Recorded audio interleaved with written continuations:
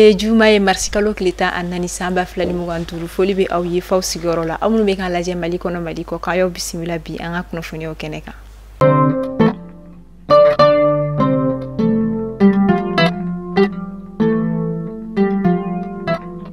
kunafoni damnela anga jamana finitigila ka kunafoni ya keneka ayirala ka foni wakati lawena kabini marsikalo kilita fuka sebila anga finitigila ka keleno ka wulika joko ni sabati mina uko ni meka tatu kuba magache wole tigila maula mopti region ani segu region ere konnala migra sababu yo ko ni basiki segi kana ni marabolo fla ko ni dugu miseni chama o konnala ama fala ka nga finitigila ka ufangasi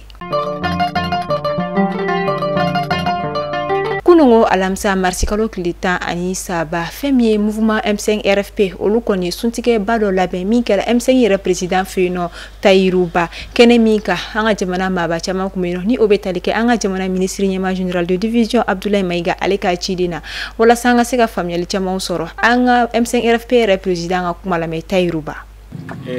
ambia bi shuina personnalité chama ambia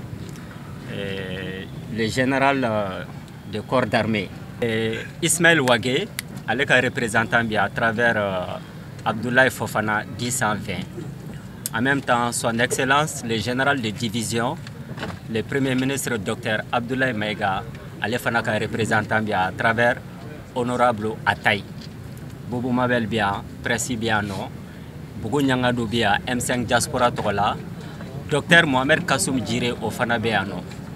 Et comment today ni dota doko be bo me hakato nyini ke jama fe ni nyina na mo mun toko ko fili do me tukute en même temps M5 victime biano na fora victime mo tan nani de fatura a wulika jola mais do banane fana dalendo a doni biche utifo la furata ko ko jenatika dona ngala mala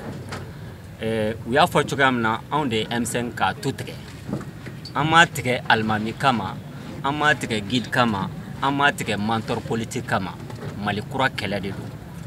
o malikura kele wati do la chedo ni muso do nyokon soro a nyamugo yalla mais a chama nyo shuru shufe ka don ele ma nyama koro ka fasoko kele ka bola ka ke yere ko kele anu e retire de fonds ke o don parce que transition on de borani jama ferentain je l'ai dit mo munu ye waldon black ata assemblée ti ni Faisal Cissé fatura yeno ka ORTM ti ka cité administrative ti ou moko kononto mu ñoo signé désobéissance civile na fora lutlala ka ni kele ban yelema ka ke les anciennes méthodes antsaka soma transition à do kain à do main mais on va assumer les passifs et l'actif de la transition parce que on est honnêteté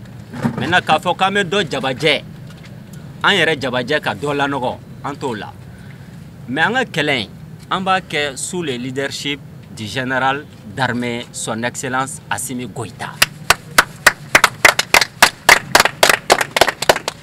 Mais en tant que président du comité stratégique du M5 RFP, son excellence Assimi Goïta a haklito oula. Nous savons que demain, ni demain chogo demain chogo. Dogoma ani keneka ukake. Et ne ba don fana uyanga kuma me wanala sonama. Ame suite favorable solar. C'est pourquoi anya mugo wole bi ni sungalo barka maina pour la première fois parce que naka rôle en tant que président ka M5 tondo fara nyoka. Maintenant il y a d'aucuns qui disent que ameni kelemuna a be posonyini de la ou warnyini de la. Combat politique on ta la posonyini na anta la warnyini na c'est pour la conquête et l'exercice du pouvoir. Ça fait deux. Mais ni côté kabiti chek lokoro haklimo de ba famia. Maintenant nebe wole dans labam ke mama be kene kono ya M5 tondeo monu Bamako Kati bebeano mais mbe domine ko bibina c'est coordination. Je répète, c'est coordination. Mopti Tombouctou Gao Kidal Kolokani, Kati, Kita, Kaye, ani français coordination, ani Togo, ani Bénin, ani Gabon, ani Angola, ou te Tchedon, ou te Mousodon, M5 Nyamgoya la ni Tairuba.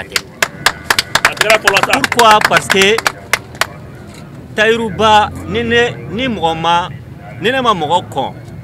M5 kɔnɔ i ma ne kɔ a kɔnɔ parce que anw fɔlɔ de bɔra depuis le 14 Espoir Mali kura tɔgɔ la après gulekobatigi kelen nana M5 kɔnɔ a ka parti bɛ bɛ ka nɔfɛ après Kawjim nana à travers Mamoud Diko mais u y'a orienté k'an désorienté ka taa sira mun kan bi u bɛ kɛlɛ wɛrɛ de la mun ni Maliko kɛlɛ tɛ kelen donc anw ta ye Maliko kɛlɛ ye an ta tɛ Mako kɛlɛ ye M5 an ka position initiale transition k'a soutenir fo fini bɔ nɛrɛ bɔ. Alibi kunungo alamsa kunnafoniyaw kɔnɔna la an ka jamana ministre de la défense olu kɔni wuli ka jɔba dɔ kɛ kunun ko ka taga chantier yɛrɛ kɔni kɛnɛ kan ni chantier minnu bɛ tali kɛ kan minnu kɔni bɛna jɔ ni o bɛ tali kɛ min bɛ jɔ Amdalayi o sira yɛrɛ kɔni kan fɔ ka taa se kan min bɛna jɔ Prytanée militaire kɔnɔna la ani an ka jamana fintigilakaw ka lapitaniso min fana bɛna jɔ u tɔgɔ la ka se ka taa o baaraw kɔni o tagacogo olu lajɛ.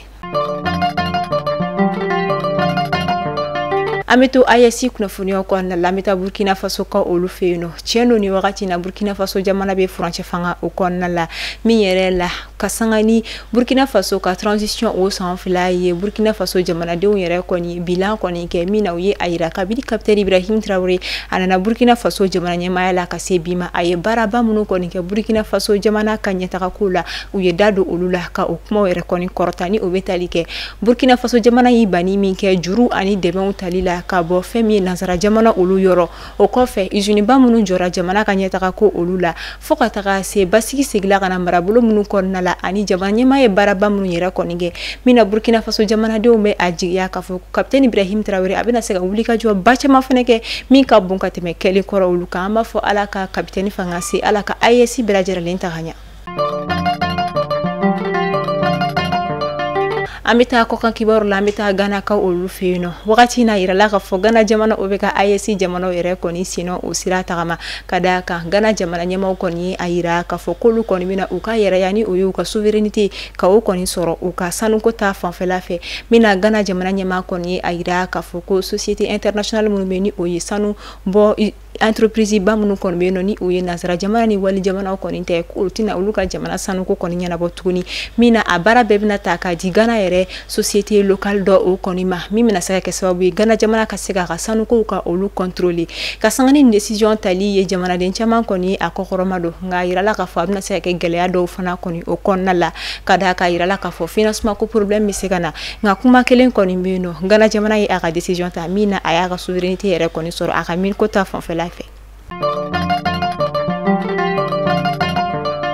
An ka jamana kɔnɔna la docteur soba 15 minnu bɛ yen nɔ san o san ni sugantili kɔni bɛ kɛ olu ni ɲɔgɔn cɛ ka sanga n'u ka baaraba kelen yɛrɛ kɔni ni a bɛ f'u ma ko u ka performance o de hukumu kɔnɔna la san 2023 titiri la a yirala k'a fɔ docteur soba min yɛrɛ kɔni ye baaraba yɛrɛ kɔni kɛ ni ale ka baara fanga bonyana o de kɔni ye ɲota o kɔni ye min ye ɲɛfurakɛ yɔrɔ ye jɔyɔrɔ 2 la o kɔni taara ka di hôpital Jumali ma jɔyɔrɔ 3nan o ye hôpital professeur Bokar Sidi Sall ye min bɛ Katika olu fɛ yen nɔ an b'a fɔ an ka jamana kɛnɛya tigilama o fana ni baara ka d'a kan o fana jɔyɔrɔ ka bon kosɛbɛ an ka jamana ɲɛtagako la ka sanga ni o cérémonie yɛrɛ o hukumu kɔnɔna jɔnjɔntiw bɛɛ lajɛlen yɛrɛ kɔni kɛla kunungo alamisa marisi kalo tile 13 lapitanisoba yɛrɛ o kɔnɔna ni o ye Yota o kɔnɔna ye. An bɛ taa Kidali marabolo o kɔnɔna la fɛn min ye alamisa don marisi kalo tile 27 san 2025 nɛgɛ kanɲɛ 7 tɛmɛlen kɔfɛ ni sanga 30 ye o de kɔni dinnen don Kidali région kɔni lakɔlimɛtiri kelen-kelen bɛɛ lajɛlen ma u bɛɛ ka sigi ka taa u ka baaradaw kɔnɔna ni o ma kɛ maa o maa mana to kɔ nin dele kɔfɔlen o kɔfɛ ɲagilina da i kan i ni min ka kan ka d'a kan a bɛ fɔ o de ma ko abandon de poste.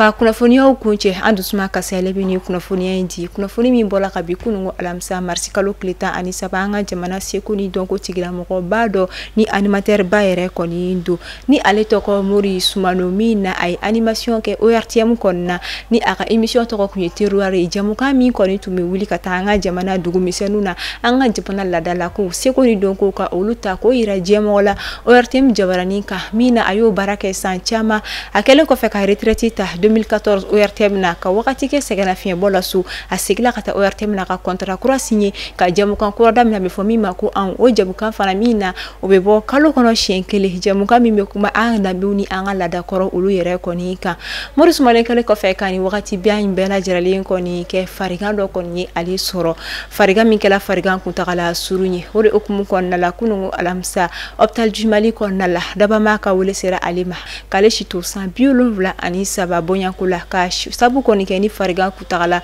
surundo koni Mori Sumano ni ale yere kita ka kerengela kukita dumeni abifuma ko fata o jeridu o dendo koni ale amafo ala ka sayake Mori Sumano ma lafiya akida sayaye amafo awnice afra faso kanuna anice akabara nyumon kella anice anga jamana sekoni donc oni adame koro olu yirali la je mogola anga jamana jabarani so sanfe